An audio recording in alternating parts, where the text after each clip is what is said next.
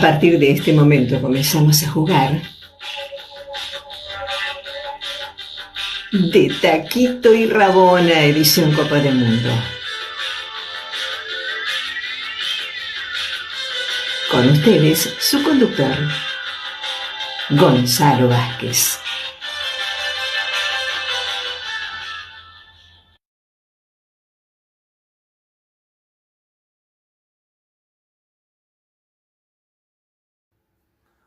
Hola, ¿qué tal? Bienvenidos, bienvenidas todos y todas a este pequeño gran club que se llama de Taquito y Rabona, edición Copa del Mundo. Todos los mundiales, uno por semana, repasando la historia, las curiosidades, las estadísticas y las anécdotas, las lindas y también las otras, esas que o no te acordás o no te las contaron jamás.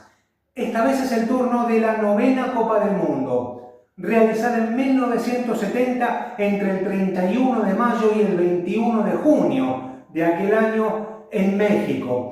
Una Copa del Mundo cargada de controversias porque las copas anteriores en Chile en 1962 y en Inglaterra en 1966 se permitió toda clase de juego desleal y peligroso que no presagiaba nada bueno para el porvenir del deporte o de acuerdo a las costumbres tradicionales del juego limpio. Una Copa del Mundo que estuvo en peligro desde el momento mismo en que Argentina había perdido frente a Inglaterra en 1966 en el partido conocido como la Batalla de Wembley, en el que fue expulsado, así se dice, Antonio Ubaldo Ratín.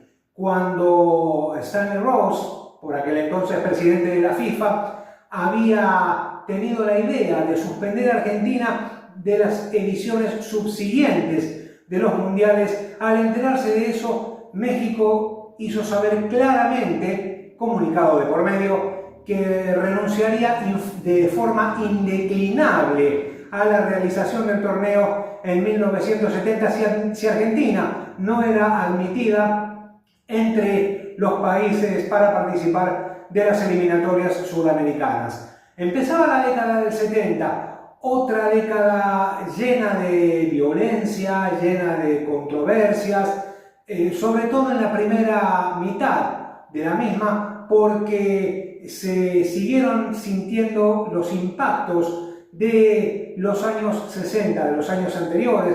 Por ejemplo, las muertes de líderes políticos y religiosos, como por ejemplo Malcolm X, los hermanos Kennedy o Martin Luther King, el Festival de Woodstock en el año 69 y quizá el acontecimiento más importante de aquella década y del siglo, que fue la llegada del hombre a la luna. Ahora, la pregunta del millón: ¿fue cierto que el hombre llegó a la luna? Porque hay muchas voces que piensan lo contrario.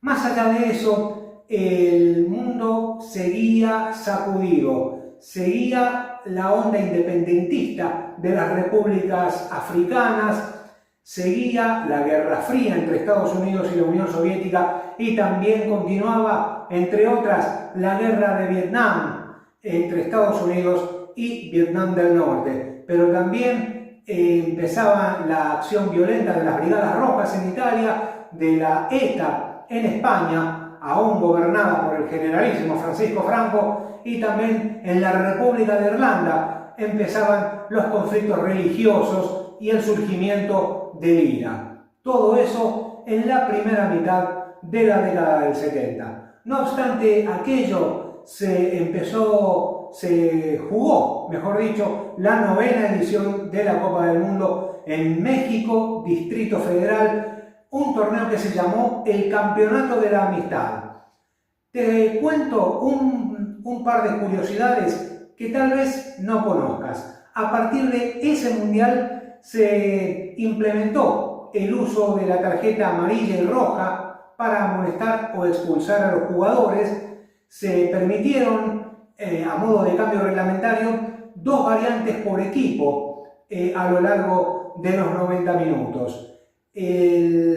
También fue la segunda Copa del Mundo en la que, más allá de instaurarse el uso de las tarjetas amarilla y roja, no hubo expulsados. La primera vez había ocurrido en Brasil, en 1950. Son, hasta este momento, las únicas 2 Copas del Mundo que no registraron expulsados. Y por suerte hay cada vez menos jugadores que ven la tarjeta roja a lo largo de los mundiales, porque la FIFA, con el correr del tiempo, también implementó para las asociaciones nacionales de los jugadores expulsados una pequeña gran multa en caso de que dejen a su equipo con un jugador menos por ver la tarjeta roja durante el transcurso del encuentro. Pero mejor vayamos a las diapositivas. Y así comenzamos las diapositivas, esta apertura diseñada por Juancito. Muchísimas gracias, hecho de taquito y rabona, como yo sabía que lo ibas a hacer. El otro logo de nuestros capítulos mundialistas, el taquito y la rabona. Antes de las eliminatorias, las eliminatorias sudamericanas del Mundial del 70, Argentina, Perú y Bolivia debían dirimir un lugar en el Mundial de México. Argentina perdió los 2 partidos como visitante, 3-1 en La Paz ante Bolivia y 1-0 en Lima ante Perú. Los partidos de vuelta, 1-0 la victoria argentina con gol de Álvarez en la cancha de Boca ante Bolivia, y no quedaba otra en la última fecha. No quedaba otro resultado que la victoria frente a la selección peruana, que tan solo con el empate se iban a ir a México. El primer tiempo había terminado 0-0, pero después Perú siempre estuvo en ventaja a todo lo largo de la segunda parte. Doblete de Oswaldo Ramírez, primero para el 1-0, después empató Álvarez con un penal polémico, otra vez Oswaldo Cachito Ramírez para el 2-1 y el hermoso gol de Rendo en la foto de abajo a la derecha, con los fotógrafos prácticamente adentro de la cancha para sacar la mejor placa del segundo empate argentino, que no sirvió de nada. Ese gol tan hermoso que nadie festejó, porque dejó a los peruanos con el boleto para México 1970. Y hablando propiamente del Mundial, el afiche de lo que sería el Campeonato de la Amistad. Así se conoció el Mundial por la magnífica recepción que hicieron los mexicanos a todas las delegaciones participantes. Juanito, la mascota oficial de aquel Mundial de 1970, un nene con el sombrero mexicano, la camiseta no muy larga y la pelota en blanco y negro bajo el brazo izquierdo. Aquí Telstar, la pelota oficial del Mundial fabricada por Adidas. El hermoso Estadio Azteca, con visión perfecta desde cualquier ángulo, ahora remodelado y renombrado Estadio Banorte, porque precisamente la entidad bancaria mexicana se hace cargo de los gastos del mantenimiento que demanda el estadio. Ahora, remodelar el estadio y cambiarle el tradicional nombre de Azteca por Estadio Banorte parece bastante ridículo, ¿no te parece? Primer partido, México y la Unión Soviética igualaban 0-0 y por tercera vez consecutiva el partido inaugural terminaba sin goles. Brasil empezaba goleando a Checoslovaquia por 4-1. En la foto de arriba a la izquierda el gol checoslovaco, marcado por Petras, pero después Brasil arrasó. Rivelino de tiro libre, Pelé y 2 de Jairzinho sellaron la goleada del equipo que conducía Mario Lobo Zagallo. Brasil 4, Checoslovaquia 1. Volvemos al Estadio Azteca, la segunda fecha del Grupo 1, triunfo de México, 1-0 sobre Bélgica, gol de Peña de penal, sancionado por el árbitro argentino Ángel Norberto Coereza, un penal polémico muy protestado por los jugadores del equipo europeo. Pero la decisión se mantuvo firme y el gol de penal de Peña le dio el triunfo al conjunto local. La Unión Soviética vencía a El Salvador 2-0 en los octavos de final. Namandiel y Lisovets, los tantos del equipo soviético, que pasaban así, aseguraban casi su pasaje a los cuartos de final. En la última fecha de la fase de grupos, México goleaba a El Salvador por 4-0, desatando una euforia incontenible en el público mexicano, que por primera vez celebraba el pase de la selección a una instancia superior que no fueran los octavos de final. Antes se habían tenido que venir a casa después del primer partido o una vez cumplida la fase de grupos, conocida por aquel entonces como los octavos de final, porque participaban apenas 16 selecciones. En el grupo 2, el más flojo de todos, apenas se marcaron 6 goles en los 6 encuentros disputados. Uno de ellos aquí, 2 fotos del mismo gol. Angelo Domenghini puso en ventaja y cifras definitivas para el triunfo 1-0 de Italia sobre Suecia en el primer partido del estadio de Toluca. Y el gran arquero Ronnie Hellstrom cometió un grosero error que le costó a su equipo el gol, el partido y la clasificación posterior, porque Suecia se tuvo que volver a casa una vez cumplidos los octavos de final. Uruguay vencía a Israel 2-0 en el estadio Cuauhtémoc, ubicado en Puebla. En la foto de la izquierda en color, el gol de Hildo Maneiro para la apertura del marcador, y en el segundo tiempo Juan Mujica ponía cifras definitivas para la victoria uruguaya sobre Israel, que por primera vez en la historia y única hasta este momento participaba de una Copa del Mundo. Suecia e Israel en la segunda fecha igualaban 1-1 el gol de Turenson para la ventaja sueca, pero duró muy poco, porque 2 minutos después Modena Spiegler, el astro máximo del equipo israelí, establecía el empate definitivo 1-1 entre suecos e israelíes. Por otro lado, en Puebla, Italia y Uruguay igualaban 0-0. Después, en la última fecha, Suecia le ganaba 1-0 a Uruguay e Italia e Israel empataban también, para no ser menos, 0-0. En la segunda fecha del grupo 3, el partido más convocante de aquella jornada, en Guadalajara, Brasil tuvo su partido más difícil. Le ganó apenas por 1-0 a Inglaterra. Las acciones del partido, Pelé escapando a la marca inglesa y Bobby Moore con el número 6 en la espalda, esperándolo. Y en la foto de la derecha, el gol de Jairzinho, promediando los 15 minutos del complemento. Un partido que no fue recordado solamente por el gol de Jairzinho. ¿Por qué? Por esto. En el dibujo, con el encuentro todavía igualado 0-0, promediando el primer tiempo, desborde por la derecha de Jairzinho, centro semipasado, cabezazo impresionante de Pelé de pique al piso. Era gol seguro, pero Gordon Banks lo evitó mandando la pelota al córner. Mira esta foto de arriba en el medio, el rey con los brazos en alto, festejando prematuramente el gol que no se concretó. Y Gordon Banks, que apenas a medio metro del piso se arrojó, concretando la mejor atajada de aquel mundial y, según dicen, la atajada del siglo. No sin razón, Y en la foto de abajo, en blanco y negro, otro ángulo de la sensacional tapada del que acaso haya sido el mejor arquero inglés de todos los tiempos.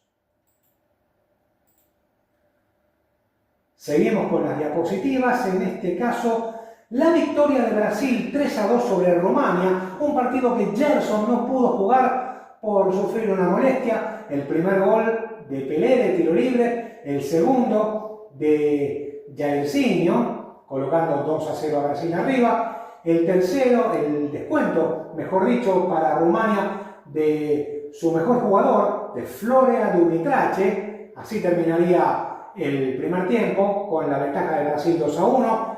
En el segundo tiempo, Pelé en el área chica, conectando un toque corto para el 3-1. Y en la foto de abajo a la derecha, Dembrovski de cabeza, luego de una salida espantosa del arquero Félix, establecía el definitivo 3-2 a favor de Brasil. Un resultado apenas por la mínima diferencia, pero la superioridad brasileña no se pudo discutir. En el grupo 4, Alemania Federal le ganó a Marruecos 2-1, que se había puesto en ventaja el equipo norafricano, pero después Uwe Seeler empató en la foto en blanco y negro, de arriba a la derecha, y en la foto de abajo establecería la ventaja definitiva para Alemania, el número 13. ¿Quién dijo que el 13 trae mala suerte? Gerd Müller empezaba su cosecha goleadora en el primer partido. Alemania le ganó a Marruecos al final 2-1. En el otro partido, Perú levantaba una ventaja de 2-0 frente a los búlgaros y terminó ganando el partido en su debut por 3-2. Perú en la segunda fecha le ganó a Marruecos 3-0 y seguía su cosecha, y el juego bonito de Didi, pregonado por los jugadores peruanos, no tuvo piedad con la selección norafricana. Cubillas, Sotil y también Muñante en lo que hace a los autores de los goles en el partido celebrado en León, pero le ganaba a Marruecos 3-0. Al día siguiente, Alemania Federal confirmaba su potencia goleadora y derrotaba a Bulgaria 5-2. El gol de Seeler, Müller por 3 y Helmut Kohler, los tantos del equipo dirigido por Helmut Schoen, que pasaba de ese modo a los cuartos de final en el partido celebrado en León. Y en la última fecha, precisamente en el Estadio de León, y con 3 goles de Gerd Müller, que se hubiera llevado la pelota si el Mundial se jugaba en estos tiempos, con 3 goles de Gerd Müller, que decía, derrotaba a Alemania 3-1 a Perú, en tanto Marruecos y Bulgaria igualaban 1-1 al día siguiente. De este modo, alemanes y peruanos se clasificaban para los cuartos de final. El mejor partido de esa instancia, Alemania le ganaba 3-2 a Inglaterra, arbitraje del argentino Ángel Norberto Coereza. Inglaterra se adelantaba 2-0, goles de Mullery y Lee, las dos fotos de arriba, los festejos de los ingleses, pero después Beckenbauer, Uwe Seeler, con un rarísimo cabezazo por encima del arquero Peter Bonetti, suplente de Gordon Banks, establecía el 2-2, con el que se concluían los 90 minutos, se hacía necesario el alargue, y en el tiempo suplementario, cuando no, Gerd Müller, con esa pirueta que se ve en la foto de abajo de la derecha, colocaba el 3-2 definitivo y el pasaje para los alemanes a la semifinal. Otros cuartos de final en el Estadio Azteca, Uruguay, también en tiempo suplementario, en un partido, según dicen, espantoso, derrotó con gol de Espárrago 1-0 a la Unión Soviética. Otro partidazo, Brasil en Guadalajara derrotó a Perú, y aquí las fotos de los 6 goles en orden cronológico, de izquierda a derecha, de arriba hacia abajo. El primer gol, Rivelino, a los 11 minutos del primer tiempo. Poquito más tarde, Tostao colocaba el 2-0, la foto del medio. Después, Gallardo, con la colaboración del arquero Félix, establecía el 2-1 desde un ángulo muy cerrado. Así concluía el primer tiempo. En la segunda parte, un tiro de Pelé y Tostao, que la desvía al fondo del arco. Brasil se ponía 3-1. Después, Teófilo Cubillas, con un tiro desde el borde del área, derrotaba al arquero brasileño, colocando el partido 3-2. y en la foto de abajo a la derecha, Jairzinho, que se ve desde un ángulo cerrado, pero a corta distancia del arco peruano, colocaba el cuarto tanto que le daba el pase a Brasil a las semifinales. Brasil 4, Perú 2. También dos equipos dirigidos por técnicos brasileños. Mario Lobo Zagallo, el entrenador de Brasil, Didi, el director técnico de la selección peruana. México, que había adquirido solidez a lo largo de la primera fase, no pudo frente a los italianos. Estaban en ventaja 1-0, pero después entró Gianni Rivera promediando el segundo tiempo y asociándose con Gigi Riva, enloquecieron a toda la defensa mexicana. Gigi Riva 2 veces, Domenghini y Gianni Rivera colocaron el 4-1 final, y precisamente el final de la ilusión de los hinchas mexicanos les quedaba como consuelo el papel de magníficos dueños de casa. El partido del siglo en el Estadio Azteca, la semifinal el 18 de junio, Italia se imponía a Alemania Federal 4-3. A los 8 minutos de iniciado el juego, Boninseña establecía el 1-0. Casi sobre el final del encuentro, Schneidinger, arriba a la izquierda, colocaba el 1-1. Se hacía necesario otra vez para los alemanes jugar un alargue. En el tiempo suplementario, Gerd Müller, como no, aprovechó una indecisión de la defensa italiana, colocando arriba a Alemania 2-1. Pero la alegría duró poco porque Tarcisio Bornich se mandó al ataque y colocó el 2-2. Luego Gigi Riva pondría el 3-2 en una gran jugada sobre el sector izquierdo del ataque italiano, pero ahí no concluiría el partido porque luego de un centro desde la derecha, un duelo de cabeza entre Uwe Seeler y Gerd Müller, y por lo general 2 cabezazos en el área son gol. 3-3, pero a 9 minutos del epílogo y evitando que el partido se definiera por sorteo, Gianni Rivera colocaba el 4-3 para Italia, que sería definitivo. Te cuento que el partido, de haber concluido empatado, se hubiese definido por sorteo porque todavía no estaba implementado el cambio reglamentario de la definición desde el punto del penal.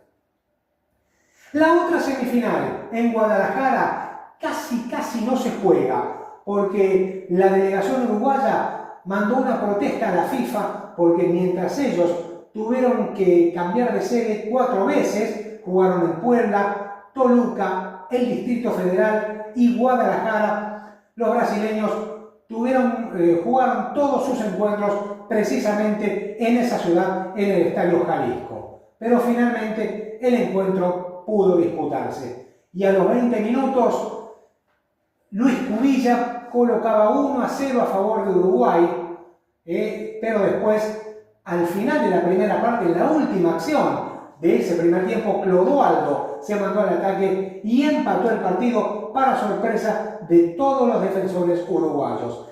En la segunda parte, la superioridad brasileña fue notable. Abajo, a la izquierda, el segundo gol marcado por Jairzinho, que se lo ve festejando, allí colocando el 2-1 parcial, y después Rivellino, con tiro cruzado desde la izquierda, tras un pase de Pelé, habiendo hecho una pausa. Pero más allá del resultado, este partido significó o tuvo cierta relevancia, no por los goles en sí, sino por estas acciones que te voy a mostrar ahora. Arriba a la izquierda. 3 minutos faltan para el final del partido, el encuentro ya definido, 3-1 a favor de Brasil, contraataque iniciado por Tostao, después pase para Pelé a la carrera, que elude al arquero sin tocar la pelota. En la foto de abajo a la izquierda, el número 10 brasileño tira de media vuelta, casi desde el ángulo del área chica. Allí se nos va la foto. Y la pelota, el tiro de Pelé, sale apenas desviado sobre la base del palo derecho. De haber terminado en el fondo del arco, hubiese sido seguramente el mejor gol del siglo XX. Pero la pelota se fue desviada en una cabal comprobación de que los genios también fallan. Las formaciones de Brasil e Italia para la final: por Brasil, Félix, Carlos Alberto, el capitán, Brito, Piazza y Everaldo, Clodoaldo y Gerson en la mitad de la cancha, y los 4 delanteros, que no lo eran, pero cumplían esa función: Jairzinho, Tostao, Pelé y Rivelino, dirigidos por Mario Lobo Zagallo. Por Italia, Albertosi, Burnic, Rosato, Chera, Jacinto Facchetti, el capitán, Bertini, De Sisti, Domenghini, Mazzola, Boninsegna y Gigi Riva, los 11 iniciales dirigidos por Ferruccio Valcareggi. Un día antes, en el partido por el tercer puesto, Alemania, con muchísimo de suerte y un gol muy lindo marcado por Wolfgang Overath, derrotaba a Uruguay por 1-0. Los uruguayos merecieron mucha mejor suerte porque hicieron todo lo posible y tuvieron gran cantidad de situaciones nítidas, no solamente para empatar, sino para ganar el partido. El técnico alemán Helmut Schön, disgustado con la mala actuación de Sepp Maier en el partido semifinal frente a los italianos, incluyó al número 22, al arquero suplente, Horst Walter, que mantuvo su valla invicta y que a poco del final sacó una pelota bárbara, un cabezazo violentísimo de Attilio Ancheta, que muchos compararon con la atajada de Gordon Banks a Pelé. Horst Walter, el arquero suplente, salvó a su equipo del empate y fue el culpable, entre comillas, del triunfo alemán sobre los uruguayos por 1-0. Rudi Glockner, de Alemania Oriental, fue el árbitro de la final. Aquí el gol de Pelé, centro de Rivelino, aparentemente muy alto desde la izquierda. Pelé, que se queda suspendido en el aire, saltando mucho más alto que su marcador, cabezazo formidable de pique al piso para el 1-0. A la derecha, otra foto del mismo gol, que sería el último del número 10 brasileño marcado en Copas del Mundo. Brasil ganaba 1-0, 17 minutos de la primera parte. Después, el gol de Boninsegna, luego de un grave error de Clodoaldo en 3/4 de cancha, se escaparon Riva y Boninsegna habilitados, y el número 20 italiano, con el arco libre, establecía el 1-1. A la derecha, el festejo del autor del gol, y 1-1 iban a terminar los primeros 45 minutos. Ya en el segundo tiempo, la superioridad de los brasileños fue aplastante. Pasados los 15 minutos, el gol de Gerson desde afuera del área, desde el sector izquierdo en posición de número 10, para el 2-1. Dos fotos del mismo gol. Una panorámica a la izquierda, la otra desde atrás del arco, que ya empezaba a Brasil consagrándose, o mejor dicho, Brasil ya empezaba a consagrarse como campeón del mundo.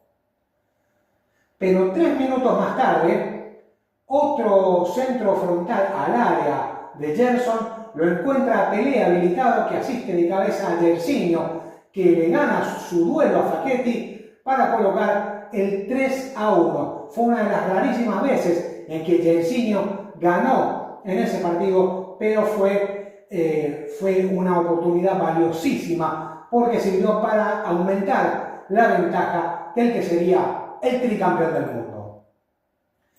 Y el gol de Carlos Alberto en la final, la tocaron todos, un robo de Tostado a la altura de la mitad de la cancha. Después Clodoaldo, eludiendo rivales, Everaldo, Jairzinho, Pelé, que se queda mirando al frente y sin observar al costado, colocó el pase exacto para la entrada del capitán brasileño. Te paso un dato. Esta vez este gol de Carlos Alberto fue el primero en la historia conquistado por el capitán de un equipo campeón del mundo. No fue hasta 1970 que se dio esta circunstancia. Los capitanes campeones no se hicieron presentes en el marcador en las finales anteriores entre 1930 y 1966.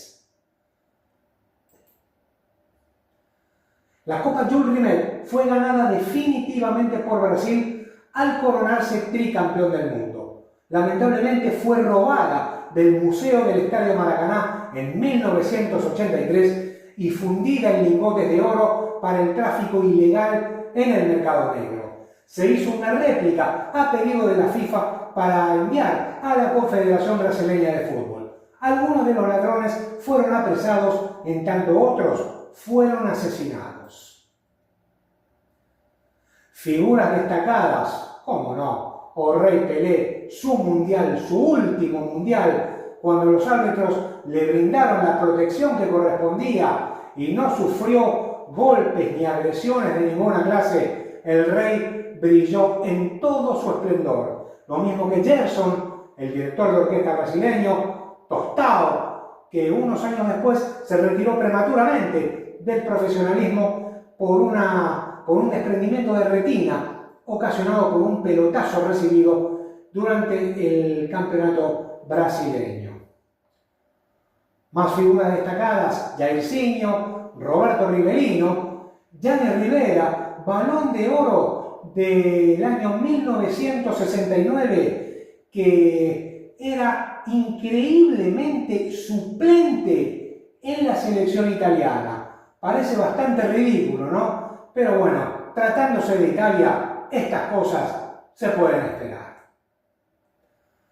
Otros dos italianos que se destacaron, Sandro Mazzola y Gigi Riva, dos elementos fundamentales en el ataque italiano. Italia practicó un fútbol defensivo, poco ambicioso, tacticista, más preocupados en no perder antes que en ganar, y es el fútbol que se ha practicado y se practica desde siempre o desde casi siempre en la península itálica.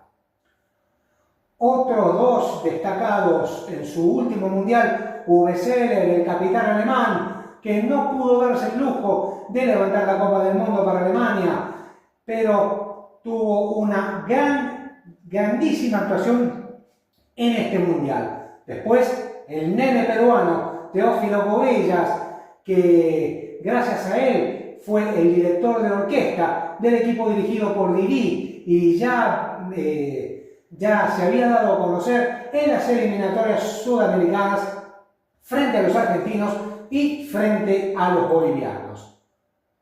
Aquí el Brasil tricampeón del mundo, antes de jugar seguramente frente al equipo rumano. De pie, Carlos Alberto, Clodoaldo, Brito, Félix, Piazza y Everaldo. Agachados están de izquierda a derecha Jairzinho, Rivelino, Tostao, el Rey Pelé y Paulo César. Gerson no jugó ese partido por sufrir una molestia.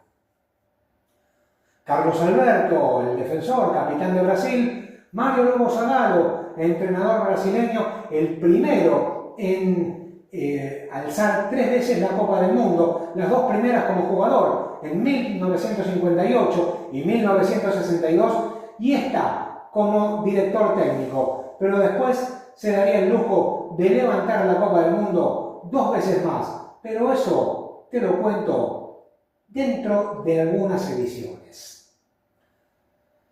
Giacinto Facchetti, el capitán italiano, un gran marcador, considerado en ese momento el mejor marcador de punta izquierda del mundo, y precisamente su marca sobre Jairzinho llegó casi a la perfección, salvo por el tercer gol brasileño. Ferruccio Valcareggi fue el director técnico de la selección italiana. Se marcaron 95 goles en 32 partidos a un promedio de 2 goles con 97 por juego. Hubo 1.673.975 personas a un promedio de 52.312 espectadores que pagaron su boleto por presenciar los partidos. En tanto, Gerd Müller de Alemania Federal fue el goleador del torneo, anotando 10 de los goles alemanes que se clasificaron en tercer lugar. Algunos famosos nacidos en 1970, la actriz sueca Uma Thurman, la mega estrella de la saga de las películas Kill Bill, la musa inspiradora del director Quentin Tarantino. En tanto a la derecha, la modelo y actriz estadounidense Heather Graham, tal vez no tan conocida en el mundo de Hollywood, pero también se ha destacado en algunas películas de las denominadas clase B. Y acá entre los varones un toque argentino, por partida doble te diría. ¿Por qué? A la izquierda, Matt Damon, que está casado con una chica argentina, una mega estrella en el mundo de Hollywood, y a la derecha, hoy radicado en España, pero bien argentino, hablamos del actor Leonardo Sbaraglia. Y así fue como Brasil se impuso por la distancia que quiso frente a los demás equipos, porque tenía una formación extraordinaria, comandada por Mário Lobo Zagallo, bicampeón del mundo como jugador en 1958 y en 1962, y ahora una tercera vez como director técnico, con 5 números 10. Algunos entrenadores dirían que no podrían jugar juntos, pero Gerson, Tostão, Jairzinho, Pelé y Rivelino, que cumplían la misma función en sus equipos, se adaptaron perfectamente uno al otro y demostraron, exhibieron, mejor dicho, fútbol espectáculo, jugaran donde jugaran, ya sea en Guadalajara, en el Estadio Jalisco, donde jugaron sus primeros 5 encuentros, incluida la semifinal ante Uruguay, y también llenaron de fútbol el césped del Estadio Azteca frente a Italia. Los 5 número 10, Pelé jugaba en esa posición en el Santos, Rivelino en el Corinthians, Tostão en el Cruzeiro, Gerson en San Pablo y Jairzinho en el Botafogo. Así como también Alemania jugaba con 2 número 9. Hablo de Uwe Seeler y también de Gerd Müller. Uwe Seeler cumplía la función de centrodelantero en el Hamburgo, mientras que Gerd Müller lo hacía en el Bayern de Múnich. Hasta aquí entonces la reseña del Mundial de 1970. Les agradecemos, por supuesto, vernos las visualizaciones aquí en YouTube, pero también en el grupo de Taquito y Rabona de Facebook, en mi muro, Gonza Vázquez, y también en Instagram, Gonzalo Vázquez 1921.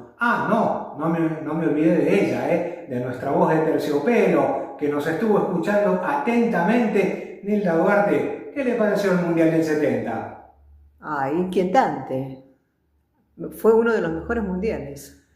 Es así, fue uno de los mejores mundiales, y el equipo campeón, Brasil, que se llevó definitivamente para sus vitrinas la Copa Jules Rimet, es considerado, mejor dicho, el mejor campeón del mundo de la historia, por mucho que cierto sector del periodismo se empeñe en menoscabar. ¿Por qué se lo menoscaba? Vaya uno a saber. Hay tantas opiniones como personas, y seguramente este Brasil del 70 no es del gusto de aquellos que menoscaban precisamente su logro, ese título tan brillantemente conquistado en tierras mexicanas. Nos volvemos a encontrar nosotros en este club, pequeño gran club llamado de Taquito y Rabona, en la próxima semana con una nueva Copa del Mundo. Esta vez con todo propiamente dicho, otro nuevo diseño para la Copa del Mundo, esta vez inaugurado en tierras alemanas occidentales. Hablo del torneo de 1974. Nos reencontramos la semana que viene. Chau, chau.